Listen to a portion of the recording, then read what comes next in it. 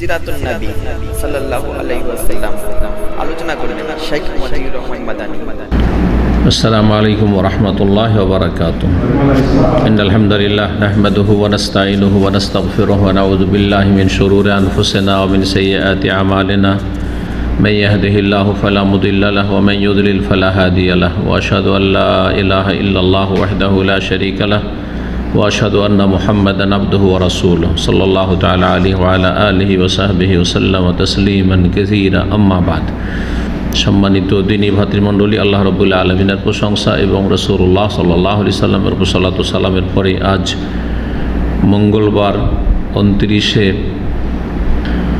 মুহররম 1443 হিজরি মোতাবেক 7ই সেপ্টেম্বর 2021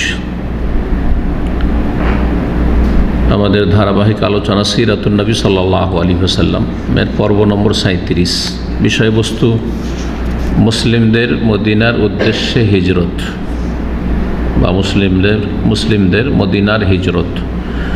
রাসূলুল্লাহ সাল্লাল্লাহু আলাইহি সাল্লামের হিজরত ইনশাআল্লাহ তাআলা আগামী সপ্তাহে শুরু করব, কিন্তু তার আগেই মুসলিমরা বিশেষ করে মক্কাতুল মুকাররমা থেকে আর মদিনার বাইরে অন্য অন্য জায়গায় যারাই ছিলেন, যেমন মক্কার পরে হাবাসায় আবেসিনিয়ায় আগে হিজরত করে অনেক সাহাবায়ে কেরাম যে চলে গেছিলেন, তারাও মদিনার উদ্দেশ্যে হিজরত শুরু করে দিয়েছিলেন। যখন জানলেন যে রাসূলুল্লাহ সাল্লাল্লাহু আলাইহি সাল্লাম মদিনা হিজরত করছেন অথবা করে নিয়েছেন, তখন তারা ভাবলেন যে মদিনায় তো নিরাপদ স্থান পেয়ে গেছি আরব দেশে, তাহলে আবার আবেসিনিয়া লোহিত সাগর পার করে হাবাসায় আফ্রিকায় থাকার প্রয়োজন বাকি। এই জন্য সাহাবায়ে কেরাম যারা প্রথম হিজরত করেছিলেন, হিজরাতুল হাবাসার হিজরত, হাবাসা আরবিতে, আর ওটাকেই বাংলায় বলা হয় আবেসিনিয়া। হাবশা বড় একটি দেশ ছিল যেটা দুই ভাগে ভাগ হয়েছে বর্তমানে বেশ অনেক বছর ধরে। একটি হচ্ছে প্রসিদ্ধ ইথিওপিয়া আর আরেকটি অংশ হচ্ছে এরিট্রিয়া। এই দুটো মিলে হচ্ছে প্রাচীন যুগের হাবশা। যেমন শাম দেশ প্রাচীন নাম, এখন শাম নামে কোনো দেশ নেই, কিন্তু আছে। অনেকে ভাবে শাম মানে সিরিয়া, না, ভুল কথা। শামের বড় একটা অংশ হচ্ছে সিরিয়া, আর একটা অংশ হচ্ছে জর্ডন, উর্দুন, আর একটা অংশ হচ্ছে শাম যে মুবারক জমিন মূলত সেটা হচ্ছে প্যালেস্টাইন, ফিলিস্তিন, যেখানে বাইতুল মুকাদ্দাস রয়েছে, সেটা শাম দেশের অংশ। শাম দেশের একটা অংশ হচ্ছে লেবানন। কয়টা দেশ হলো? 4টা দেশের সমষ্টির নাম প্রাচীন যুগে কী ছিল? মুলকে শাম দেশ। জি, যেমন আগের যুগে ইরাক আর এখনকার ইরাক এক নয়, কিন্তু এখনকার ইরাক অনেক ছোট। আগের যুগের ইরাক বিশাল ইরাক ছিল, যার অংশ ছিল ইরান, তারপরে আরও কিছু অংশ আজারবাইজানের দিকে, ওই সাইডে বিশাল তখন সেই ইরাক ছিল। আর ইরাকের ভাষা তখন মাতৃভাষা, তখন নবী সাল্লাল্লাহু আলাইহি সাল্লামের আমলে, তারপরে এমনকি ইমাম আবু হানিফা রাহিমাহুল্লাহর জামানাতেও মাতৃভাষা আরবি ছিল না। কি ছিল? ফার্সি ভাষা ছিল। এই জন্য আবু হানিফা রাহিমাহুল্লাহর মাতৃভাষা হচ্ছে ফার্সি, মাতৃভাষা ফার্সি। পরবর্তীকালে ধীরে ধীরে মুসলিমরা, তখনকার মুসলিমরা তো এখনকার মুসলিমদের মতো না, কারণ এখনকার মুসলিমদের মধ্যে ইসলামের দরদের চাইতে ভাষার দরদ বেশি। ইসলামী জাতীয়তা অনেক দুর্বল আমাদের কাছে, কিন্তু ভাষাগত জাতীয়তা প্রকট আকার ধারণ করেছে প্রায় জাতির কাছে। ইল্লা মাশাআল্লাহ, প্রত্যেকটা জাতিতে কিছু ভালো মানুষ আছে জাতীয়তার ঊর্ধ্বে, হয়তো দিন বুঝে, সেই জন্য আল্লাহর দিন বুঝেছে যে আল্লাহর দিন আসলে কি। এই জাতীয়তার কোনো মূল্য নেই, জাতীয়তা কোনো দিন মুসলিম উম্মতকে এগিয়ে দিতে পারেনি, বরং পিছিয়ে গেছে জাতীয়তার কারণে। জাতীয়তার ভিত্তিতে ভাষাগত, আঞ্চলিক, ভৌগোলিক, রং বর্ণের জাতীয়তা, কেউ কালো, কেউ সাদা, কেউ এশিয়ান, কেউ আফ্রিকান, কেউ ইউরোপিয়ান, এসব জাতীয়তা আরও মানুষকে বিচ্ছিন্ন করেছে, দুর্বল করেছে, মুসলিম উম্মাকে টুকরো টুকরো করেছে। তো ওই সময় তো আর জাতীয়তা ছিল না এরকম, আর জাতীয়তা ছিল জাহিলিয়াতের যুগে, যেটাকে নবী করিম সাল্লাল্লাহু আলাইহি ওয়াসাল্লাম দূর করে দিয়েছিলেন তার এই নির্ভেজাল ইসলামের দাওয়াতের মাধ্যমে। যার ফলে তখনকার মুসলিমরা এই মন মানসিকতা রাখতো যে আমরা যখন মুসলিম হয়েছি তো আমাদের মাতৃভাষা আরবি হবে। এখন যদি কোনো অনারব দেশে যদি বলা হয় তোমরা সবাই মুসলিম, হ্যাঁ 90% শতকরা মুসলিম অথবা 99 জন মুসলিম, হ্যাঁ এমনকি 10% মুসলিম, যেন মালদ্বীপে 100তে 100টাই মুসলিম, কোনো অমুসলিম নাগরিক নেই কিন্তু মালদ্বীপে, অবস্থায় প্রবাসী আছে অমুসলিম। যদি বলা হয় যে তোমাদের মাতৃভাষা আরবি হইতে হবে, তো আন্দোলন শুরু করে দেবে, ভাষা আন্দোলন হবে না?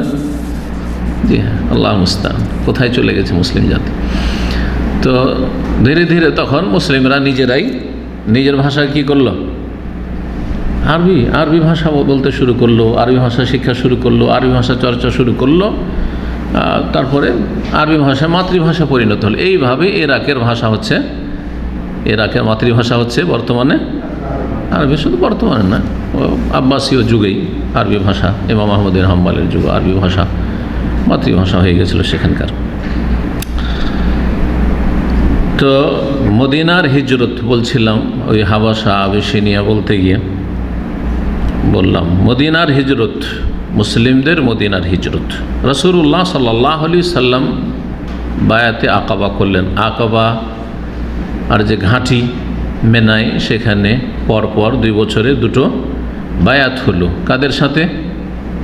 মদিনার যারা ইসলাম গ্রহণ করেছিলেন ভাগ্যবান তাদের সাথে।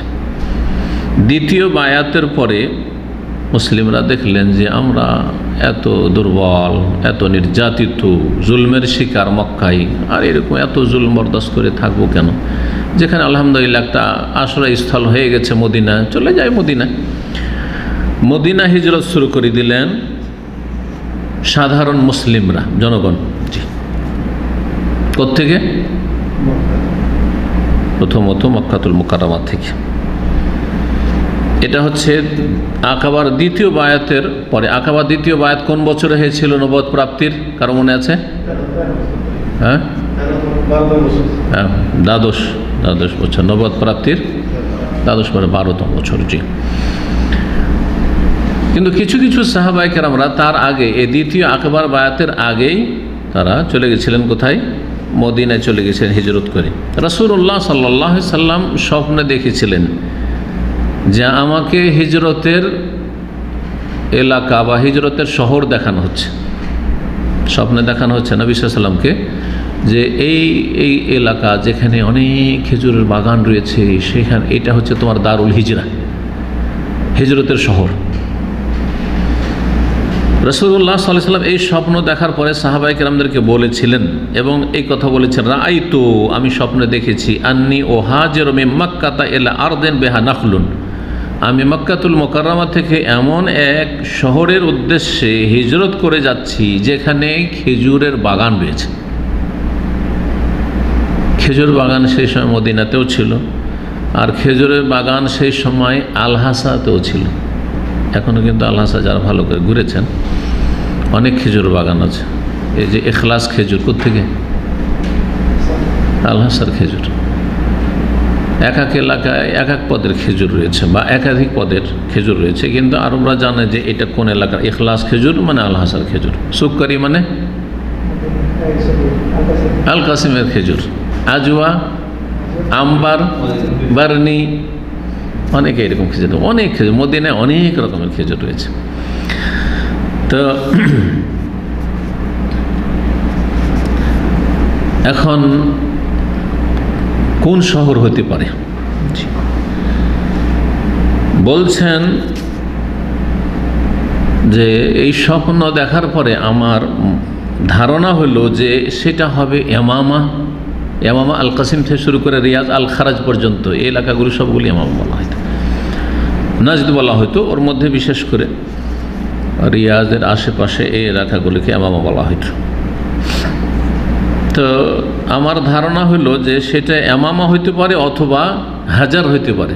হাজার প্রাচীন নাম, আলহাসা বা আল হাসার এর মধ্যে বিশেষ একটা এলাকা। এখন তো আল হাসার শহর হইল, এটা শহর তো কয়েকশো বছরে ধরে, কিন্তু হাজার এমন একটা জায়গা যেখানে জুমা মসজিদ রয়েছে প্রাচীন যুগ রাসূলুল্লাহ সাল্লাল্লাহু আলাইহি ওয়াসাল্লাম আমলের। কেউ দেখেছেন জুমা মসজিদ?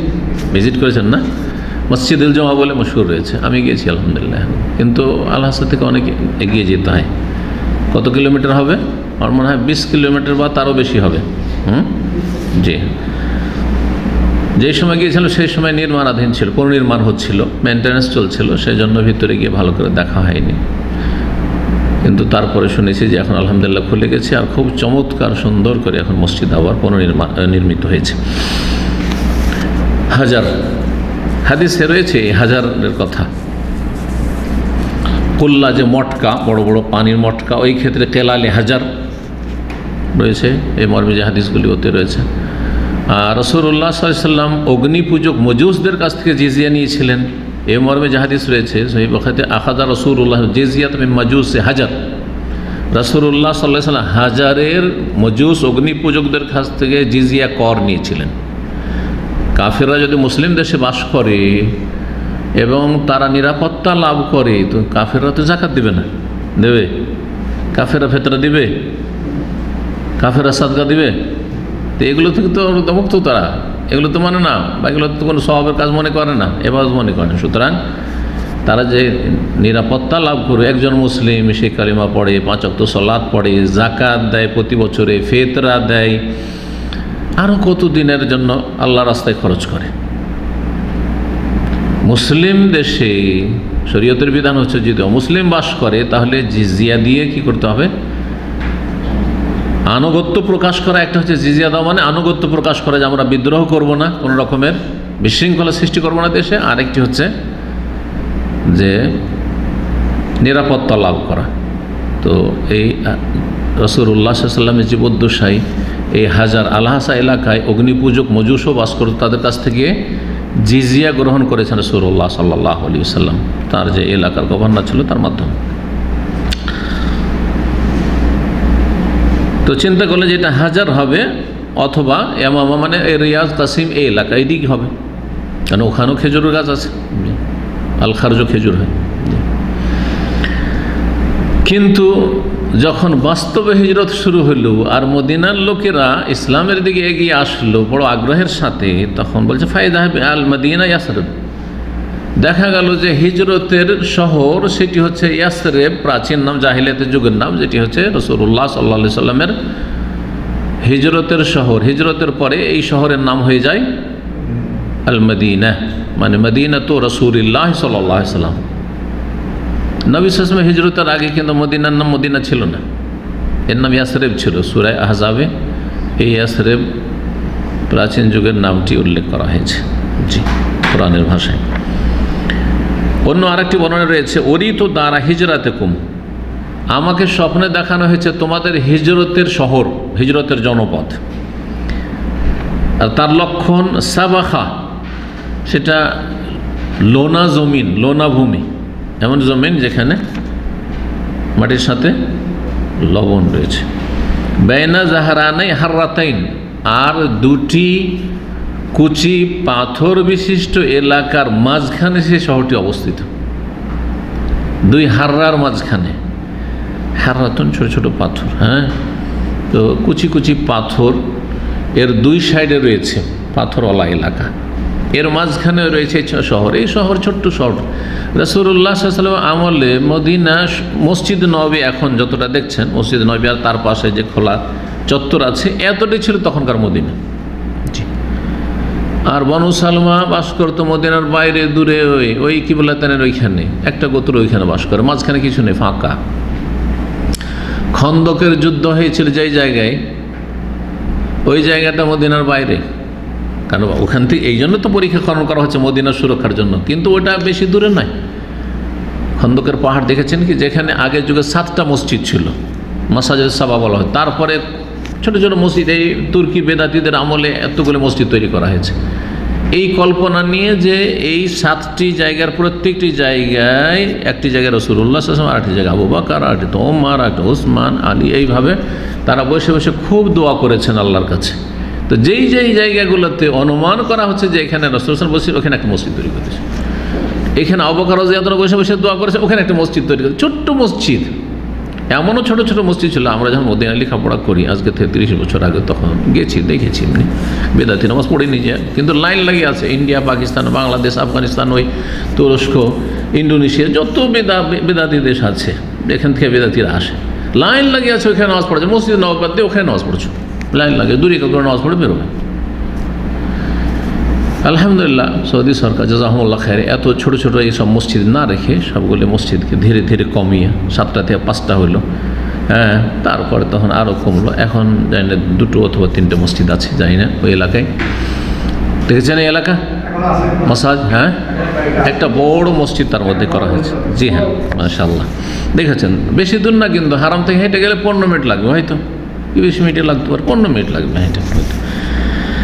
তো সেটা মদিনার বাইরে ছিল পরীক্ষা খনন, কারণ ওইটাই দিয়েই দুশ্মনরা ঢুকতে পারবে, আর মদিনা অন্য দিক দিয়ে ঢুকতে পারবে না, পাহাড় দিয়ে ঘেরা আছে। আল্লাহ রাব্বুল আলামিন মদিনাকে এমনভাবে সুরক্ষিত করেছেন যে একটা দিক দিয়ে ঢুকতে পারবে। তো এই দিকটা যদি আমরা সামলে নিতে পারি, তো আর এই যে আরবের সমস্ত কাফের গোত্রগুলি হামলা করার জন্য, আক্রমণ করার জন্য পরিকল্পনা নিয়েছে, আর সবাই এক হয়ে গেছে যে মদিনা যাব, আর গিয়ে একেবারে একটাকে জবাই করবো, শেষ করে দেবো, নিশ্চিহ্ন করে দেবো মুসলিমদেরকে, এবারই শেষ করে দেবো। পঞ্চম হিজরি ইনশাআল্লাহ আলোচনা ধারাবাহিক, যখন আমরা খন্দকে পৌঁছবো তখন আসবে। তো এক কথায় মদিনা খুব ছোট ছিল। মদিনার 2 দিকে ছোট ছোট ক্ষুদ্র ক্ষুদ্র পাথর বিশিষ্ট এলাকা, ভূমি ছিল। একটা পশ্চিম দিকে ছিল, একটা পূর্ব দিকে ছিল। পূর্ব দিকেরটাকে বলা হয় হাররা শারকিয়া, আর পশ্চিম দিকেরটাকে বলা হয় হাররা গারবিয়া। নাম শুনেছেন? কোন আত্মীয় স্বজন কেউ নাই, না হলে চিনতে পারতেন হয়তো গেলে। হাররা শারকিয়া আপনি যখন এই যে বাকির কবরস্থান আছে, কবরস্থানটা পার করে, মসজিদ নববীতে বেরিয়ে কবরস্থানটা পার করে দেন, কবরস্থান পার হওয়ার পরই যে এলাকা শুরু হলো ওইটা হচ্ছে হাররা শারকিয়া, পূর্ব দিকে। পূর্ব দিকে হাররা শারকিয়া। আমি এখানে দেখাচ্ছি উল্টা হচ্ছে, কারণ এদিকে আমার পশ্চিম আর এদিকে পূর্ব, এদিকে হাররা শারকিয়া, এভাবে দেখাইতে হয় হাররা শারকিয়া। তো কারণ মসজিদ নববীটা কিভাবে আছে, কি বলে, দক্ষিণ দিকে। তো দক্ষিণ দিকে মুখ করে দাঁড়ান, যেমন আপনারা কোন দিকে মুখ করে আছেন? দক্ষিণ দিয়ে মুখ করে আছেন। এখন আপনাদের 2 পাশে হচ্ছে 2টো হাররা, মসজিদ নববীর 2 পাশে। একটা শারকিয়া পূর্ব দিকে, এদিকে পূর্ব দিকে, আরেকটা হচ্ছে গারবিয়া পশ্চিম দিকে। এই 2 পাথর বিশিষ্ট জমিনের মাঝখানে একটা শহর আছে, সেখানে আমরা হিজরত করব, এটা আমাকে স্বপ্নে দেখানো হয়েছে। তার নাম বলা হয়নি যে তোমরা ইয়াসরিবে হিজরত করবে। নবী সাল্লাল্লাহু আলাইহি ওয়াসাল্লাম বললেন যে সেই শহর 2 শহরের এক শহর হইতে হবে। ফাইম্মা ইয়াকুন হাজার আও ইয়াসরিব, হয় সেটি হাজার হবে, আল-হাসা হিজরত করতে হবে, আর না হলে মদিনা ইয়াসরিব হিজরত করতে হবে। কিন্তু বাস্তবে যখন হিজরত শুরু হয়ে গেল তখন বোঝা গেল যে না, আসলে সেটা মদিনা। স্বপ্নের তাবির বিবরণ কি ছিল? মদিনার হিজরত আল-হাসার হিজরত নয়, আর নাজদ বা ইয়ামামারও হিজরত নয়। সর্বপ্রথম ব্যক্তি যিনি হিজরত করেছিলেন তিনি হচ্ছেন প্রখ্যাত সাহাবী আবু সালমা মখজুমি রাদিয়াল্লাহু তাআলা আনহু। তার স্ত্রী ছিলেন উম্মুল মুমিনিন উম্মে সালমা রাদিয়াল্লাহু তাআলা আনহা। স্বামীর ইন্তেকালের পরে ছোট ছোট বাচ্চারা ছিল, বিয়ে শাদী করবেন না। রাসূলুল্লাহ সাল্লাল্লাহু আলাইহি ওয়াসাল্লাম দেখলেন যে বাচ্চাগুলোর দেখাশোনার কেউ নাই, খরচ খরচা কে বহন করবে? তো এই বাচ্চাগুলোর খরচ খরচা বহন করা হবে, প্রস্তাব পাঠালেন। প্রথম তিনি দ্বিধাদ্বন্দ্বে ছিলেন যে এতগুলো বাচ্চা নিয়ে কার ঘরে আর যাব, বিয়ে শাদী করবো না, থেকেই যাব, আর আবু সালমার চাইতে ভালো মানুষ আর কোথায় পাবো? সুবহানাল্লাহ। যখন আবু সালমা রাদিয়াল্লাহু তাআলা আনহুর ইন্তেকাল হয় তখন তাকে নবী সাল্লাল্লাহু আলাইহি ওয়াসাল্লাম একটি দোয়া শিখিয়েছিলেন মুসিবতের সময়। যদি কোনো প্রিয়জন আপনজন মারা যায়, স্বামী হোক স্ত্রী হোক, অথবা বাপ মার তো বিকল্প নেই, অবশ্য স্ত্রীর বিকল্প আছে না নেই, স্বামীর বিকল্প আছে না নেই? স্বামী মারা গেছে, আর এক স্বামী হইতে পারে, ওর চাইতে ভালো হয়ে যেতে পারে, হতে পারে না? ছেলে মারা গেছে, মেয়ে মারা গেছে, ওর চাইতে ভালো ছেলে, ওর চাইতে ভালো মেয়ে হইতে পারে, তাহলে এগুলো বিকল্প আছে। তো ওই হাদিসে বিকল্প, উত্তম বিকল্পের দোয়া শেখানো হয়েছে। আল্লাহুম্মা আজুরনি ফি মুসিবাতি আর আল্লাহুম্মা আজিরনি 2 রকম পড়া যায়। এই দোয়া কারো মুখস্থ আছে? মাশাআল্লাহ মুখস্থ আছে। আল্লাহুম্মা আজিরনি ফি মুসিবতি, আল্লাহ আমাকে নেকি দাও, প্রতিদান দাও আমার এই মুসিবতে। ওয়াখলুফলি খায়রাম মিনহা, আর এই মুসিবতে, যা মুসিবত আমার উপর এসেছে, বিপদ, এর চাইতে উত্তম বিকল্প দাও, মানে যেটা আমি হারিয়েছি তার চাইতে উত্তম বিকল্প দাও। বলছেন উম্মে সালামা রাদিয়াল্লাহু তাআলা আনহা, বিয়ে হওয়ার আগে নবী সাল্লাল্লাহু আলাইহি ওয়াসাল্লামের সাথে, যে নবী সাহেব যখন এই দোয়া শিখালেন, আমার স্বামী এত ভালো মানুষ, এত ভালো মানুষ, মদিনায় ওর চাইতে ভালো মানুষ আমি কাউকে জানি না, তো আবু সালমার চাইতে ভালো আর কে হইতে পারে যে আমি এই দোয়া পড়বো। কিন্তু নবী সাহেব যেহেতু দোয়া শিখিয়েছেন, সুতরাং দোয়া পড়লাম। কিন্তু আমার মনে ধরে না যে আবু সালমার চাইতে ভালো কোথায় পাওয়া যায়, ওয়াখলুফলি খায়রাম মিনহা, আল্লাহ ওর চাইতে উত্তম বিকল্প দাও। কিন্তু নবী সাল্লাল্লাহু আলাইহি ওয়াসাল্লাম যখন পেগাম দিলেন আর আমি দ্বিধাগ্রস্ত ছিলাম, তারপরে আমি তাড়াতাড়ি করে ইস্তিখারা করলাম।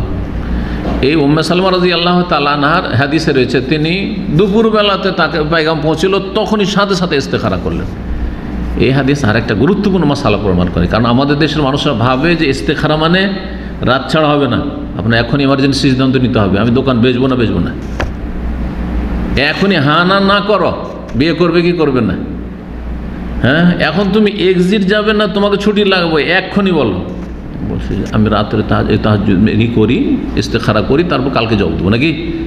না না না, ভুল ধারণা এগুলো। আসলে রাত্রে ইস্তেখারা করতে হবে আর স্বপ্ন দেখতে হবে, একটা জাল হাদিসের উপর নির্ভরশীল এই বিষয়টি, মওযু হাদিস ইবনে সুন্নাহ সহি নাই। ইস্তেখারা মানে কল্যাণ কামনা করা। তো দুপুরবেলাতে তিনি ইস্তেখারা করেছিলেন, আর তারপরে নবী সাল্লাল্লাহু আলাইহি ওয়াসাল্লামের পেগাম কবুল করলেন, বিয়ে হয়ে গেল। সুবহানাল্লাহ। তারপরে বলছেন যে আল্লাহু আকবার, কীভাবে দোয়া কবুল হয়? আমি ওই দোয়া করেছি, ওয়াখলুফলি খায়রাম মিনহা, আবু সালমার চাইতে ভালো আল্লাহ আমাকে রাসূলুল্লাহ সাল্লাল্লাহু আলাইহি ওয়াসাল্লামের স্ত্রী বানিয়ে দিলেন, সহধর্মিণী বানিয়ে দিলেন। জি,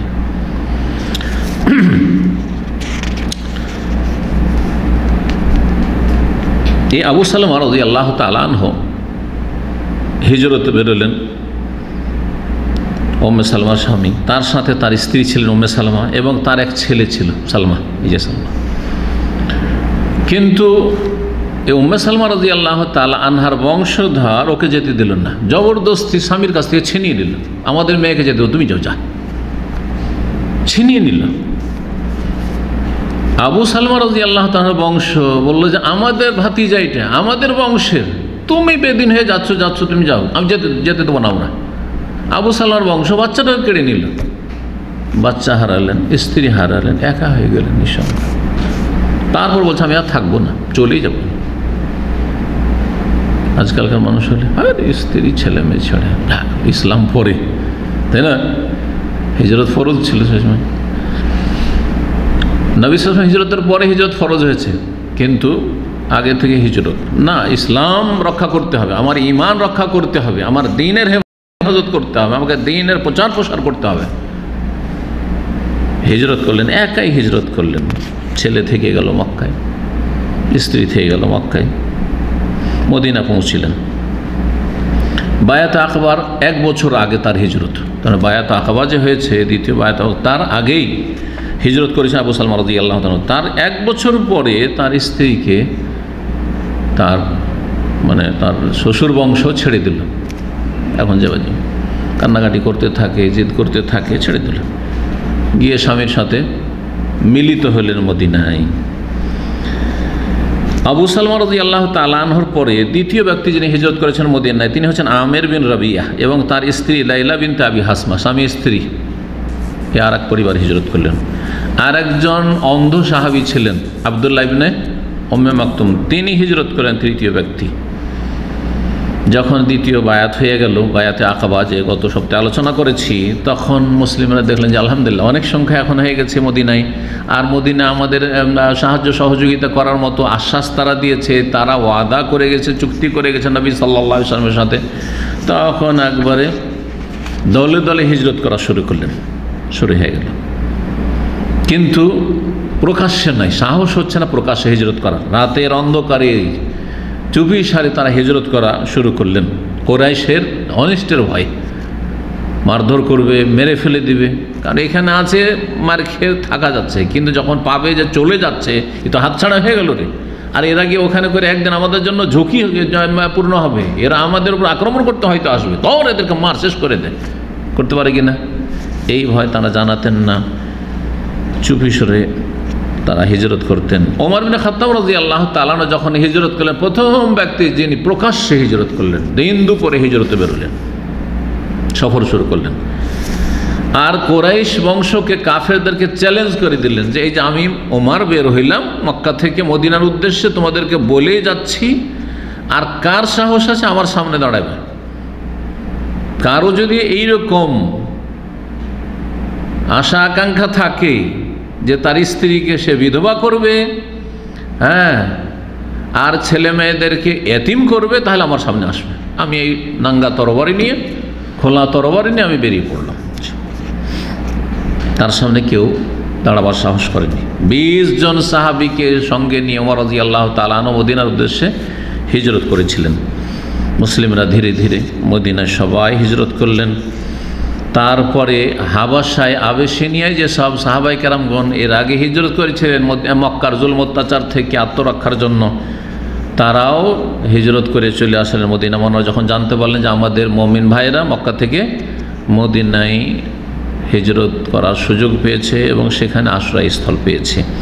মক্কায় কয়েকজন প্রখ্যাত সাহাবী রিজওয়ানুল্লাহ তাআলা আজমাইন তারা থেকে গেলেন, আবু বকর, আলী, সোহাইব, যায়েদ বিন হারেসা, আর অল্প কিছু অসহায় মুসলিমরা ছিলেন, অসহায় একেবারে দুর্বল, যাদেরকে বেঁধে রেখেছিল, বন্দি করে রেখেছিল, অথবা যারা দাসী ছিল, যাদের কোনো ক্ষমতা ছিল না যে বেরিয়ে, সাহস ছিল না, ক্ষমতা ছিল না যে বেরিয়ে যাবে, তো তারা ছিল মুস্তাদাফিন, যাদেরকে বলা হয়, কোরআনের ভাষায় বলা হয়েছে ইল্লাল মুস্তাদাফিন মিনার রিজালি ওয়ান নিসা, অসহায় যারা ছিল, দুর্বল, যারা হিজরত করতে সক্ষম ছিলেন না। আবু বকর রাদিয়াল্লাহু তাআলা যখন দেখলেন যে সবাই হিজরত করলো, তো তিনিও প্রস্তুত হলেন যে আমি হিজরত করবো, আমি কেন থাকবো, হিজরতের জন্য প্রস্তুতি নিন। রাসূলুল্লাহ সাল্লাল্লাহু আলাইহি ওয়াসাল্লাম বলেন আলা রিসলিক, আবু বকর তুমি থামো। সবাই হিজরত করে চলে যাচ্ছেন, নবী সাল্লাল্লাহু আলাইহি ওয়াসাল্লাম কিন্তু কাউকে থামতে বললেন না, যে যাচ্ছ যাও, বললেন তুমি থামো। বলছেন ফাইন্নি আরজু আইয়ুযান আলী, আমি আশা করছি যে আল্লাহ আমাকে অনুমতি দেবেন, তা আমার সঙ্গী হবে তুমি।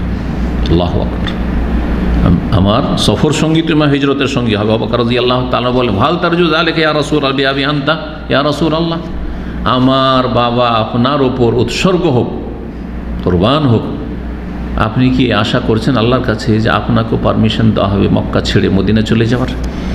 বললেন নাম, হ্যাঁ অবশ্যই, আমি আল্লাহর কাছে আশা করছি যে আমাকে শিগগিরই অনুমতি দেওয়া হবে, ওহী আসবে, আর ওহীর অপেক্ষায় শুধু আছি। কারণ তোমরা বিনা ওহীতে যেতে পারছো, কারণ আমাকে আল্লাহ ওহী করেছেন যে সাহাবীরা যেতে চাইলে নিরাপদ স্থান মদিনা চলে যেতে বলো, কিন্তু আমাকে এখনও অনুমতি দেওয়া হয়নি। আমাকে স্পেশালি যখন অনুমতি দেওয়া হবে হিজরতের, তখন আমি হিজরত করবো, আর আশা করছি খুব তাড়াতাড়ি এটা হবে। আবু বকর রাদিয়াল্লাহু তাআলা বলেন ঠিক আছে, তাহলে আমি থামলাম সঙ্গী হওয়ার জন্য। দুটো উষ্ট্রি বাহন রেডি করলেন, একটা নিজের জন্য, আরেকটি হচ্ছে রাসূলুল্লাহ সাল্লাল্লাহু আলাইহি সাল্লামের জন্য, এবং দুটোকে ভালো করে চারা পানি দিয়ে, আর বিশেষ করে আরবরা উটকে শক্তিশালী মজবুত করার জন্য বড়ই পাতা খাওয়াইত, ওয়ারাকুস-সামর, জি বড়ই পাতা প্রস্তুত করলেন। এ সমস্ত খবরগুলি যখন মক্কার লোকেরা জানতে পারল, বুঝতে পারল যে ধীরে ধীরে অনেক মুসলিমরা মক্কা ছেড়ে মদিনায় নিরাপদ স্থানে তারা হিজরত করে চলে গেছে, চলে যাচ্ছে, তখন কোরাইশ কাফেররা পাগল হয়ে গেল, যে এরা তো একটা সুরক্ষিত স্থানও পেয়ে গেল, আর সেখানে একটা প্রোটেকশনও পেয়ে গেল, আর সেখানে তাদের সহযোগীও পেয়ে গেল, সাপোর্টও পেয়ে গেল। আর মদিনায় এইভাবে ধীরে ধীরে সব দিক থেকে এসে যদি তারা একত্রিত হয়, আর মদিনার লোকেরাও দলে দলে ইসলাম গ্রহণ করছে, তাহলে তো আমাদের বাপদাদা ধর্মের জন্য ঝুঁকি, আর আমাদের অস্তিত্বের জন্য ঝুঁকি, আর মদিনার পাশ দিয়ে আমাদেরকে সামদেশে ব্যবসা বাণিজ্যে যেতে হয়। রেহলাতে সীতায় ও সেফ সূরা কুরাইশে কি বলা হয়েছে, আল্লাহ রাব্বুল দুটো তাদের বাণিজ্যিক সফরের কথা বলেছেন, একটা শীতকালে, একটা গ্রীষ্মকালে। শীতের দেশে তারা গ্রীষ্মকালে ব্যবসা করতে যেতেন, আর গরমের দেশে শীতকালে ব্যবসা করতেন। গরমের দেশ ছিল ইয়ামান, সুতরাং ইয়ামানে যেতেন শীতকালে ব্যবসা করার জন্য, রেহলাত শীতা দক্ষিণ দিকে। আর উত্তর অঞ্চলে ঠান্ডা। দেখেন সৌদি আরবে একটা দেশে দেখেন তাবুক ঠান্ডা, তাই না? আর এদিকে যান ঠান্ডা আছে না নেই? প্রচণ্ড ঠান্ডা, কিন্তু তাবুকে বরফ পড়ে। তো আর তারপরে তাবুক পার হলে আর পার হলে পরে পার হলে তো তখন ওই সামদেশ শুরু হয়ে গেল, আপনার জর্ডন চলে আসলো।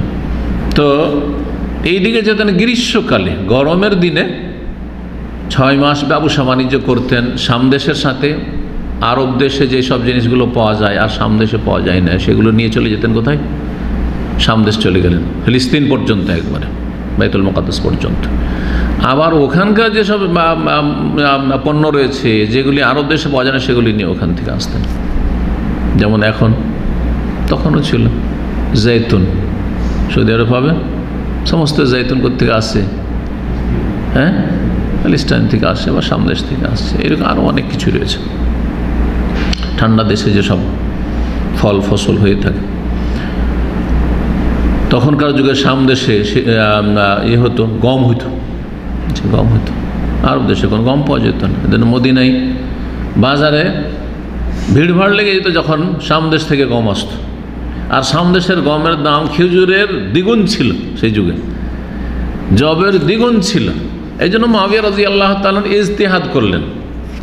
কি ইজতিহাদ করলেন?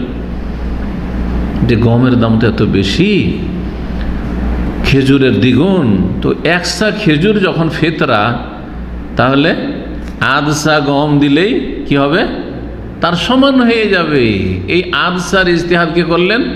মুআবিয়া রাদিয়াল্লাহু তাআলা, সাহাবী, খলিফা একজন করলেন। 4 খলিফার পরে, বরং 5 খলিফার পরে, পঞ্চম খলিফা হাসান বিন আলী রাদিয়াল্লাহু তাআলা আনহু, তারপরে খেলাফতের রাশেদা শেষ হওয়ার পরে তার বিরোধিতা করেছেন সাহাবায়ে কেরামগণ, যে এই ফতোয়া আমরা মানি না, কারণ এটা সরাসরি হাদিস বিরোধী। হাদিসে 1 সা রয়েছে, 1 সা 2.5 থেকে 3 কিলো, আর আধা সা মানে তার অর্ধেক না।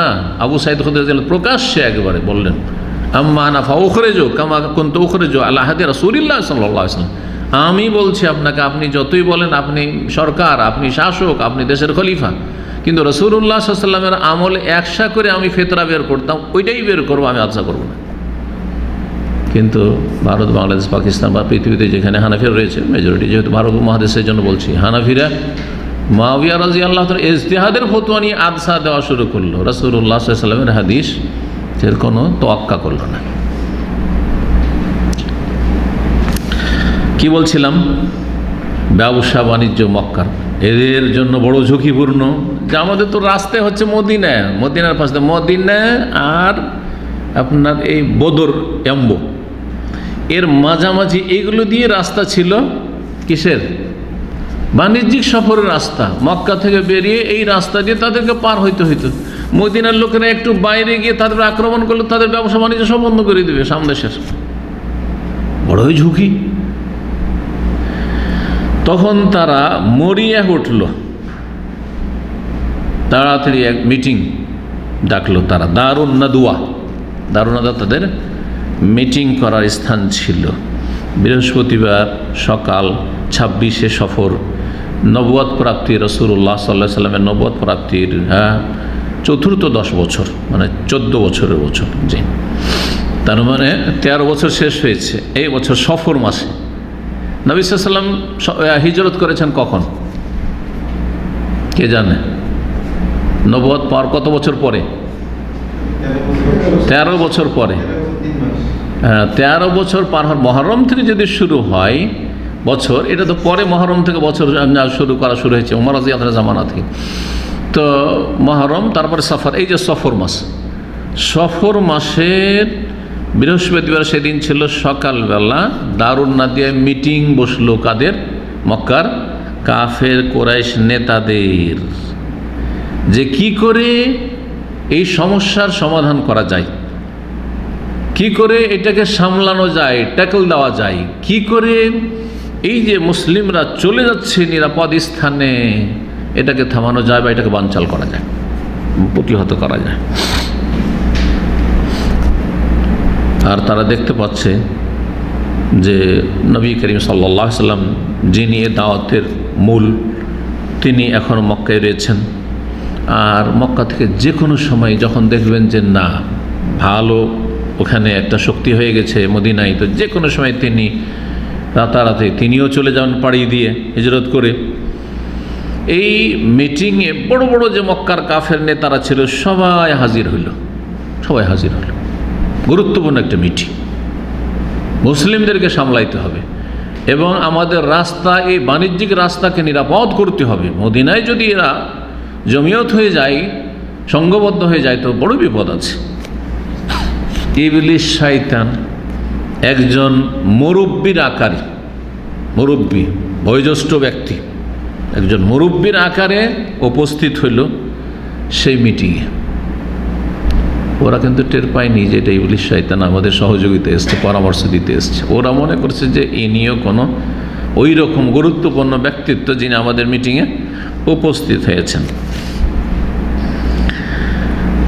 পরিচয় দিয়েছে যে আমি নাজদের। তো নাজদের লোকে কেমন করেছেন? মক্কার লোকেরা আর তোমাদের ধর্মের। আর মুহাম্মদ সাল্লাল্লাহু আলাইহি সাল্লাম এবং তার দাওয়াত আর তার সাথী সঙ্গীরা যেমন তোমাদের জন্য ঝুঁকিপূর্ণ, তো আমাদের নাজদের, রিয়াজ, কাসিম আমাদের জন্য ঝুঁকিপূর্ণ। তো এই মিটিংয়ে এ বুড়াও হাজির হয়েছে, বুড়া শয়তান ইবলিস। জি হ্যাঁ, অনুমতি নিয়ে, আগে অনুমতি নিয়েছে যে আমি তো আর মক্কার লোক না, আর আপনার তো মক্কার মিটিং বসছেন, গুরুত্বপূর্ণ মিটিং আপনাদের, তবে আমি আপনাদের ধর্মেরই লোক আর আপনাদের মতের লোক, সুতরাং আপনাদের এই মিটিংয়ে আমি থাকতে চাই, আপনার অনুমতি দিবেন? বলছে হ্যাঁ, অসুবিধা নেই, আপনি মুরব্বী মানুষ, আপনার কাছে সৎ পরামর্শ পাবো, অসুবিধা কি? ইবলিস শয়তান হাজির মানুষের রূপেই। যারা এই মিটিংয়ে উপস্থিত হল তাদের সামনে এই সমস্যা তুলে ধরা হইল। বিভিন্ন লোক বিভিন্ন রকম পরামর্শ দিল যে কি করে এর সমাধান করা যায়, কি করে নির্মূল করা যায় এই যে প্ল্যান মুসলিমদের। আবুল আসওয়াদ নামক এক নেতা ছিল, সে বলল নুখরিজুহু মিন আরদিনা, ঝামেলা শেষ করে দেবো, মুহাম্মদ সাল্লাল্লাহু আলাইহি সাল্লামকে আমাদের মক্কা থেকে বের করে দেবো, নির্বাসিত করে দেবো, তাড়িয়ে দেবো, এখান থেকে ঝামেলা শেষ। অনুসলে আমরা, তারপরে আমরা এখানে আমরা ঠিকঠাক চলবো, অসুবিধা নেই। ওয়ালা নুবালি আইনা যাব, তারপরে আমাদের কোনো পরোয়া নেই কোথায় গেল না গেল, মোহাম্মদ খোঁজও নেব না, যা। কালা শেখ নাজদি, তখন এই যে নাজদি মুরব্বিটা কে ছিল? ইবলিস শয়তান, ওই বুড়া শয়তান যে আদম আলাইহিস সালামকে সিজদা করতে অস্বীকার করেছে। বুড়া শয়তান কোনো মহাসাগর থেকে উঠে এসছে, কারণ এর সিংহাসন কিন্তু কোনো মহাসাগরে আছে, যে কোনো মহাসাগরই হোক না কেন। বলছে শোনো, তোমরা তো এই প্রস্তাব পেশ করলে, ইন্নাকুম তারাউনা হুসনা হাদিসে, কিন্তু জানো মুহাম্মদ সাল্লাল্লাহু আলাইহি সাল্লাম কত মিষ্টভাষী, ভাষা কত মিষ্টি, এবং তার ভাষাতে কত আকর্ষণ, এবং মানুষের অন্তরকে কিভাবে সে জয় করে নেয়, একটু কথা বললে মুসলমান হয়ে যায়। তোমরা তো দেখতে পাচ্ছ কত তার কথায় আকর্ষণ, আর তাকে তোমরা এখান থেকে বের করে দিবে, তো ফায়দাই হলো। ও তো খোলা ময়দান পেয়ে যাবে, মানুষকে হেদায়েত করবে, আর মানুষ কালাম পড়ে মুসলমান হয়ে যাবে, আর তার দল ভারী হবে। এই সুযোগ দিলে তো কাজ হবে না। ফায়দা খারাজা, ও যদি তোমাদের এখান থেকে বেরিয়ে যায়, তাহলে কোনো বিচিত্র নেই যে আরবের এমন কোনো জনপদে চলে গেল, এমন কোনো বংশের কাছে গিয়ে আশ্রয় নিল, আর তারা সবাই তার দাওয়াতে সাড়া দিয়ে মুসলিম হয়ে গেল, আর সবাই তার সমর্থক হয়ে গেল। তখন কি করবে? আর তারপরে তখন সবকে নিয়ে বাইরে থেকে একটা বড় শক্তি নিয়ে এসে তোমাদের এই শহর মক্কা নগরীর ওপর হামলা করে বসলো, আর তারপরে তোমাদেরকে এখান থেকে একবার নিশ্চিহ্ন করে দিল। করতে পারে না? হতে পারে, এটা খুবই সম্ভাবনা। সুতরাং এই মতটি বাদ দাও, এটা ছাড়া অন্য কিছু চিন্তা করো। আর কোনো প্রস্তাব আছে কিনা পেশ করো। আবুল বখতারি একজন বড় নেতা ছিল মক্কার কাফেরদের, সে বলল যে আমার প্রস্তাব হচ্ছে এহে বেসু, তাকে বন্দি করে দাও, ওয়াগলিক আলিহিল বাবুন, আর দরজায় লক করে দাও বাইরে থেকে, হাত্তা ইউদরে কাহু মা আদরা কাহু শুআরা কাবুল মিনাল মউত, যতদিন পর্যন্ত মরে না যাবে। জি, তার মরণ পর্যন্ত তাকে এইভাবে জেলখানায় বন্দি রাখো। তখন জেলখানার সিস্টেম ছিল না, কিন্তু কাউকে এভাবে বন্ধ রাখা হয়েছে, জেলখানা হাজত। এইভাবে যেমন এর আগে অনেককে এই বন্দি করে রাখা হয়েছে, আর যতদিন মরেনি ওখানে থেকেছে, তার রুমেই থেকেছে, এইভাবে তাকে একটা ঘরে বন্ধ করে দাও। তখন এই শেখ নাজদি ইবলিস কি বলল, যে পরিচয় দিয়েছে আমি নাজদ থেকে এসেছি আপনাদের মিটিংয়ে। এই ইবলিস বলল ওয়াল্লাহি, ইবলিসও তাহলে আল্লাহর কসম করত, ইবলিস আল্লাহর কসম করতো। ইবলিস নাস্তিক ছিল না, কিন্তু নাস্তিক চাইতে ভালোই ছিল, তাই না? নাস্তিক বলছে আল্লাহই নেই, বলছে আল্লাহ আমাদেরকে সৃষ্টি করেনি, আল্লাহকে মুসলিমরা নাকি সৃষ্টি করে নিয়েছে। এটা নাস্তিকদের কথা, কারণ তারা কল্পনা করে নিয়েছে, এটা হলো সৃষ্টি করা, মগজে খেয়াল ধারণা করে নিয়েছে যে আল্লাহ আছে, এটা হলো সৃষ্টি করা। নাস্তিকরা ইবলিস চাইতে অধম। আর নাস্তিকরা যে কথা বলে যে আল্লাহ নেই, এটা প্রকৃতি বিরোধী। পশু পাখিও আল্লাহতে বিশ্বাসী, বরং তৌহিদে বিশ্বাসী।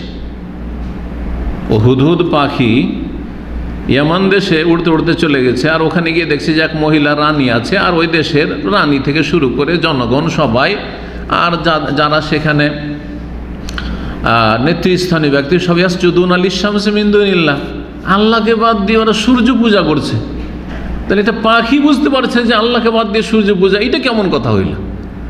কিন্তু অধম মুশরিকরা বুঝে না যে নিজের হাতে মূর্তি তৈরি করে কি করে ওকে সিজদা করে পূজা করছে। নিজে হাতে একটা মরা মানুষকে কবর দিল, কবরে নামালো, সরে গেল, আর তারপরে ওই কবর মাজার পূজা শুরু করে দিল। কত অধমের অধম! ইবলিস শয়তান আল্লাহকে অস্বীকার করেনি, আল্লাহর সামনে কি করেছিল? অহংকার প্রদর্শন করেছিল যে আল্লাহ তোমার সব কথা মানবো, এই তোমার এই হুকুমটা মানবো না, কোন হুকুম। উসজুদু লি আদম, আদমকে সিজদা করো, এইটা মানতে পারছিল, এইটা মানার মতো না, কারণ অহংকার কাজ করছে। আনা খায়রুম মিনহু, আমি তার চাইতে ভালো, তার চাইতে শ্রেষ্ঠ। আমাকে আগুন দিয়ে সৃষ্টি করেছ, আর তাকে মাটি দিয়ে, মাটি ছুঁড়লে, ঢেলা ছুঁড়লে নিচে নামে, আর আগুন ওপর দিকে যায়। আগুন শক্তিশালী মাটির চাইতে, আমি কেন ওকে সিজদা করবো? সুবহানাল্লাহ। বাকি কতবার রব্বে রব্বে রব্বে রব্বে বেমা আগওয়াইতানি, হে রব। তাহলে এখনও রব যে মরদুদ হয়ে গেছে, ইবলিস হয়ে গেছে, লাইন অভিশপ্ত হয়ে গেছে। আল্লাহ চিরকালের জন্য অভিশাপ দিয়েই দিয়েছেন যে যা বিতাড়িত, তুই ইন্নাকা রাজিম, মরদুদ, বিতাড়িত। তারপর রব্বে বেমা আগওয়াইতানি, আল্লাহ হে রব বলছে, হে প্রতিপালক, যেহেতু তুমি আমাকে পথভ্রষ্ট করেই দিলে, একবার রহমত থেকে বঞ্চিত করেই দিলে, তাহলে আমাকে ক্ষমতা দাও একটু, যাতে করে যার কারণে আমি এই জাহান্নামী হইলাম, ওকে আর ওর যে বংশধর কিয়ামত পর্যন্ত আসতে থাকবে আদম সন্তান, এদেরকে জাহান্নামের সাথে করে নিয়ে যেতে পারি, এই ক্ষমতা দাও। আল্লাহ বলছে ইন্নাকা মিনাল মুনজারিন, যাও তোমাকে ছাড় দিলাম, ক্ষমতাও দিলাম, তুমি তাদের রক্তে রক্তে চলাফেরা করিও। সুবহানাল্লাহ। মানুষ যখন পাপ করে ও বুঝে না যে কী করে, হঠাৎ করে এই পাপের খেয়ালটা আসলো। একটু আগে কিন্তু এই পাপের খেয়ালটা ছিল না পাপির, হঠাৎ করে পাপের খেয়ালটা আসলো শয়তান। ওই যে শিরা উপসরাই চলতে আছে, হঠাৎ করে মনে উদ্রেক হইল যে জেনাকারী জেনা করবে, খুনকারী খুন করবে, মদখোরের মদ খাবে, হ্যাঁ বেইমানের বেইমানি করবে, আত্মসাৎ করবে, দেশের টাকা পয়সা নিয়ে উধাও হবে দেশ থেকে। এই শয়তান দিয়ে দিল, আর তারপরে তখন কি থেকে কি করে ফেললাম। বুঝতে পেরেছেন শয়তান কীভাবে যে কাজ করে মানুষটির পায় না।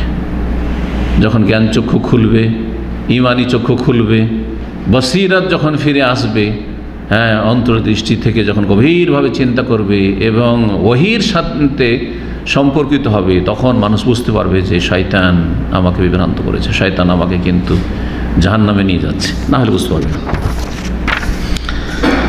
তো এই ইবলিস শয়তান বলল, দেখো এই যে প্রস্তাব পেশ করলে যে ওকে একটা ঘরে বন্দি করে রেখে দিবে তার মৃত্যু পর্যন্ত, আর বের হইতে পারবে না সেখান থেকে। বলছে ওয়াল্লাহি লাইন হাবাসতুমুহু, তাকে যদি এইভাবে বন্দি করে রাখো, লা ইয়াখরুজান আমরুহু ইলা আসহাবি, তাহলে তার খবর তো পৌঁছে যাবে তার সাথী সঙ্গীদের কাছে। তার সাথী সঙ্গীরা তো মদিনায় চলে গেছে অনেকে, আর বিভিন্ন জায়গায় সব ইসলাম গ্রহণ করছে, প্রতিদিন কিছু না কিছু লোক ইসলাম গ্রহণ করতে আছে, সাথী সঙ্গীরা সব জানতে পেরে নেবে। আর মুহাম্মদ সাল্লাল্লাহু আলাইহি ওয়াসাল্লামের সাথী সঙ্গীরা এই মুহাম্মদ সাল্লাল্লাহু আলাইহি ওয়াসাল্লামকে এত বেশি ভালোবাসে যে নিজের বাপ মা ছেলে মেয়ে সবকে তারা কুরবানি করে দেবে এই মুহাম্মদ সাল্লাল্লাহু আলাইহি ওয়াসাল্লামকে মুক্ত করার জন্য। দুনিয়া চলে যাক, তাদের ছেলে মেয়েকে ছেড়ে দিতে পারে, স্বামী স্ত্রীকে ছেড়ে দিতে পারে, স্ত্রী স্বামীকে ছেড়ে দিতে পারে, বাপ মাকে ছেড়ে দিতে পারে, কিন্তু মুহাম্মদ সাল্লাল্লাহু আলাইহি ওয়াসাল্লামকে এই অবস্থায় ছেড়ে দেবে না। তাহলে এভাবে বন্দি করেও কাজ হবে না। তাহলে তারা কি করবে? যখন জানতে পারে যে মুহাম্মদ সাল্লাল্লাহু আলাইহি ওয়াসাল্লামকে এরকম মক্কায় বন্দি করে রাখা হয়েছে, তখন তারা চারিদিক থেকে মক্কার উপর আক্রমণ করবে, আর তোমাদের উপর আক্রমণ করে তোমাদের কাছ থেকে তাকে উঠিয়ে নিয়ে যাবে, আর তারপরে তোমরা তাদের প্রতিরোধ করতে পারবে না। সুতরাং ফানজুরু ফি গায়রি হাযার রায়, এই মত ছাড়া অন্য কোনো মত নিয়ে চিন্তা করো, অন্য কোনো প্রস্তাব পেশ করো। আবু জাহাল তাগুত, এ উম্মতের ফিরআউন, রাসূলুল্লাহ বলছেন কে? আবু জাহাল। জি, এই তাগুত সীমালঙ্ঘনকারী আবু জাহাল, এই উম্মতের ফিরআউন, সে বলল ইন্নালি ফিহি রায়ান, মুহাম্মদ সাল্লাল্লাহু আলাইহি ওয়াসাল্লাম সম্পর্কে আমার একটি ব্যক্তিগত মত আছে, প্রস্তাব আছে, তোমাদের যদি পছন্দ হয় তো নিতে পারো। বলছে আমার একটি মত আছে, মা আরাকুম ওয়াকাতুম আলাইহি বাদ, আমার মনে হচ্ছে যে সেই মতটি এখনো তোমাদের দিমাগে আসেনি, তোমাদের খেয়ালে আসেনি। আমি যে প্রস্তাবটি পেশ করতে যাচ্ছি সেটা সম্পর্কে তোমরা এতদূর পর্যন্ত চিন্তা করনি, কিন্তু আমি চিন্তা করেছি। শুধু খুন করে দাও না, খুন করার একটা অভিনব পদ্ধতি, এমনভাবে খুন করব যে এই খুনের বদলে নিতে পারবে না, কেসাসি নিতে পারবে না। একটা হচ্ছে খুন করতে, একজন খুন করলো তাহলে তো ধরা খেয়ে যাবে, একজন এক বংশের লোক খুন করলো তাহলে তো ওই এক বংশের বিরুদ্ধে বাকি মুসলিমরা তো লড়াই করে বংশের প্রতিশোধ নিয়ে নেবে, তাই না? কেসাস নিয়ে নেবে না, এক বংশের না। বলছে আমার প্রস্তাব হচ্ছে যে না খুদ মিন কুল্লি কাবিলাতিন ফাতান শাবান জালিদান নাসিবান ওয়াসিতান ফিনা, প্রত্যেক বংশ, এই মক্কায় অনেকগুলি বংশ আছে কোরাইশের মতো, আরও মেলাগুলো গোত্র আছে। কোরাইশ তো বড় একটা বংশ, আর এক এক বংশে কয়েকটা গোত্র থাকে, আবার অন্যান্য আরও বংশ গোত্র রয়েছে। প্রত্যেক বংশ থেকে এক একজন এমন যুবক আমরা নেব, মনোনীত করব, যেই যুবক হবে বড়ই সুঠাম, বড় হবে শক্তিশালী, বড় হবে মজবুত, বাহাদুর, বীর বাহাদুর। ওয়ানুতিকুল্লাম মিনহুম সাইফান সার, প্রত্যেক বংশ থেকে এক এক বংশ থেকে এক একজন ওই রকম সুঠাম, শক্তিশালী, বীর বাহাদুর যুবককে আমরা চয়ন করব, আর তারপরে প্রত্যেকের হাতে একটা করে ধারালো তরবারি ধরিয়ে দেব, আর তারপরে মুহাম্মদ সাল্লাল্লাহু আলাইহি সাল্লামের উপর আক্রমণ একজন করবে না, একসাথে এই যে কয়েকজন যুবক, প্রত্যেক বংশের এক একজন যুবক এক বাক্যে একসাথে হামলা করবে, একসাথে একবারে আঘাত করে মারে দিবে। তারাজুলি ওয়াহিদ, যেমন একজন লোক মারে ওইভাবে একসাথে সবাই তরবারি দিয়ে আক্রমণ করে ফায়াকতুলু, আর এইভাবে মুহাম্মদ সাল্লাল্লাহু আলাইহি সাল্লামকে হত্যা করে দেবে। তাহলে হবে কি,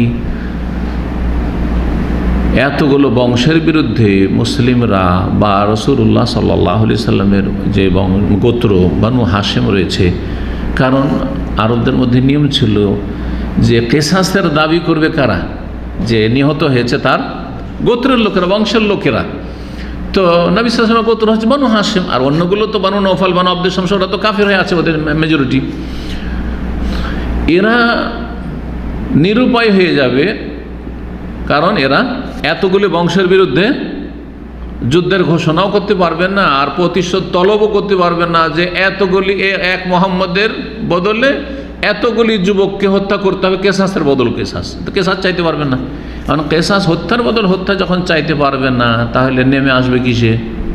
দিয়াতে নেমে আসবে, রক্তপণ। সেই যুগে দিয়াত, জাহিলিয়াতের যুগেও দিয়াত ছিল 100 উট, এখনও সেই 100 উটের স্বীকৃতি ইসলামে দেওয়া হয়েছে। তো 100টি উট একজন মানুষকে কেউ যদি হত্যা করে, তাহলে কতটা দিতে হবে দিয়াতে? 100টি উট বা তার মূল্য। তো 100টা উট দিতে হবে। 100টা উট তাহলে কি হলো? ভাগ হয়ে গেল অনেকগুলি বংশে। তাহলে 10টা বংশ যদি হয়, তাহলে 10টা করে দিলে কাজ হয়ে গেল। আর খুন করতেও পারলো না, খুনের বদল খুনও করতে পারলো না। ফায়াতাফাররাকু দামুহুম ফিল কাবাইল ফালা ইয়াকদিরু বানু আব্দে মানাফ আলা হারবি কুরাইশ কুল্লিহিম, কুরাইশের যে এতগুলি আরও গোত্র বংশ রয়েছে বা মক্কায় যেসব বংশ রয়েছে, তাদের বিরুদ্ধে আব্দে মানাফের বংশ কোনো রকমের আর পদক্ষেপ নিতে পারবে না। ফায়ারদাউনা বিদ্দিয়াতে, সুতরাং তারা দিয়াতের ওপর সন্তুষ্ট হয়ে যাবে, তখন তাদেরকে দিয়ে দেবে, 100 নোট ধরিয়ে দেবো। যা মুহাম্মদ সাল্লাল্লাহু আলাইহি ওয়াসাল্লামকে শেষ করে দিলে এরা সব ঠান্ডা হয়ে, যেগুলো ইসলাম গ্রহণ করে সব ঠান্ডা হয়ে যাবে। তখন এই নাজদি মুরব্বী ইবলিস শয়তান বলছে আল কওলু মা কালা রাজুল, এই লোক যে প্রস্তাব পেশ করেছে না, এটা হচ্ছে কাজের মতো প্রস্তাব, এইটা হচ্ছে কাজের মতো প্রস্তাব। দেখছেন জি, শয়তানে শয়তানকে চিনে, আবু জাহালকে ইবলিস শয়তান ভালো করেই চিনে, যে এটা হচ্ছে ফেরাউন। জি, জিনদের মধ্যে ফেরাউন যেমন ইবলিস শয়তান, তেমনই মানুষের মধ্যে ফেরাউন। নবী সাল্লাল্লাহু আলাইহি সাল্লামের দাওয়াতের সামনে যে ফেরাউন এসেছিল সে হচ্ছে আবু জাহাল। বলছে আল কওলু মা কাল হাদার রায় আল্লাযী লা রায়া গায়রহু, এই যে প্রস্তাবটি বা এই যে মতটি পেশ করা হয়েছে, এছাড়া অন্য কোনো মত আর কোনো প্রয়োজন নেই, এই প্রস্তাবটাই স্বীকৃত হোক, এটা আপনারা পাশ করান।